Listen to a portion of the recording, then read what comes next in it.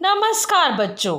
आज हम वर्ल्ड हिंदी पाठमाला पुस्तिका में से पाठ 8 पौधों में भी जान है के प्रश्नोत्तर और व्याकरण कॉपी में करेंगे। कार्य शुरू करने से पहले आप अपनी बाएं तरफ गुरुवार लिखेंगे और अपनी दाएं तरफ आज का दिनांक, पृष्ठ संख्या और उसके नीचे कक्षा कार्य लिखेंगे। इसके बाद आप आज का विचार पेड़ हमारे सच्चे मित्र है लिखेंगे और यह कथन बिल्कुल सही है। पेड़ हमारे लिए हर प्रकार से लाभदायक होते हैं, इसलिए हमें ज़्यादा से ज़्यादा पेड़ लगाने चाहिए।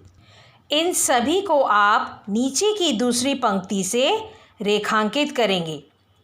तो पहला प्रश्न है, निम्नलिखित प्रश्नों के उत्तर दीजिए। तो बच्चों, जैसा कि आपने इस पाठ का पहला और दूसरा प्रश्न कर चुके हैं, आज हम तीसरा प्रश्न करेंगे। इस पाठ से आपको क्या सीख मिलती है?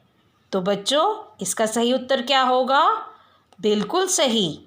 इस पाठ से हमें यह सीख मिलती है कि हमें पेड़ पौधों को बेजान समझकर नुकसान नहीं पहुंचाना चाहिए।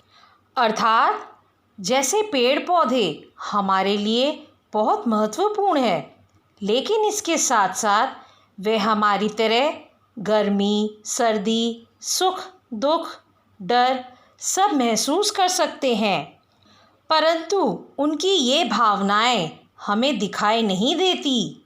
इसलिए हमें पेड़ पौधों को नुकसान नहीं पहुंचाना चाहिए, हमें उनकी रक्षा करनी चाहिए। इस उत्तर के बाद आप नीचे की दूसरी पंक्ति को रेखांकित करेंगे।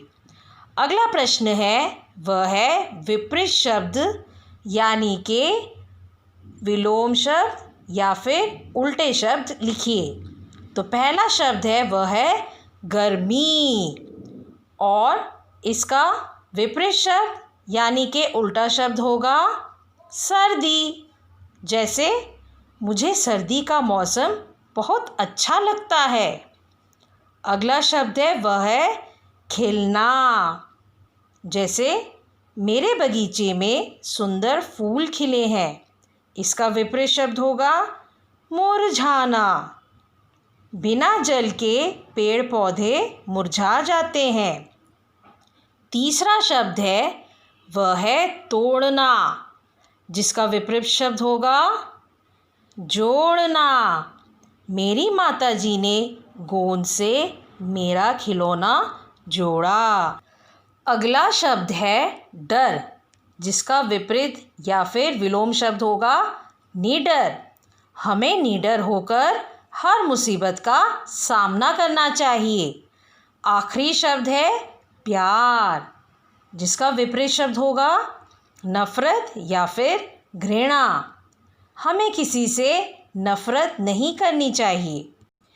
इसके बाद हम तीसरा प्रश्न करेंगे और वह है वचन बदलिए। तो बच्चों, जैसा कि आप जानते हैं, शब्द के जिस रूप से हमें एक या एक से अधिक होने का पता चलता है उसे वचन कहते हैं। और वचन दो प्रकार के होते हैं, एक वचन और बहुवचन।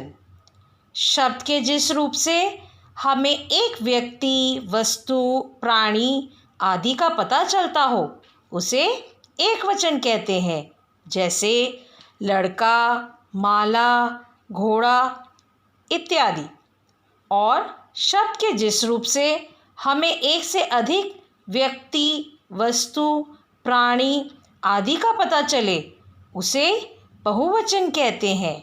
जैसे लड़के, मालाएं, घोड़े आदि। तो बच्चों, पहला शब्द है पत्ती, जो कि एक वचन है।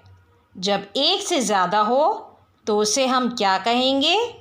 बिल्कुल सही, उसे हम पत्तियाँ कहेंगे। अगला जो शब्द है वह है पौधा।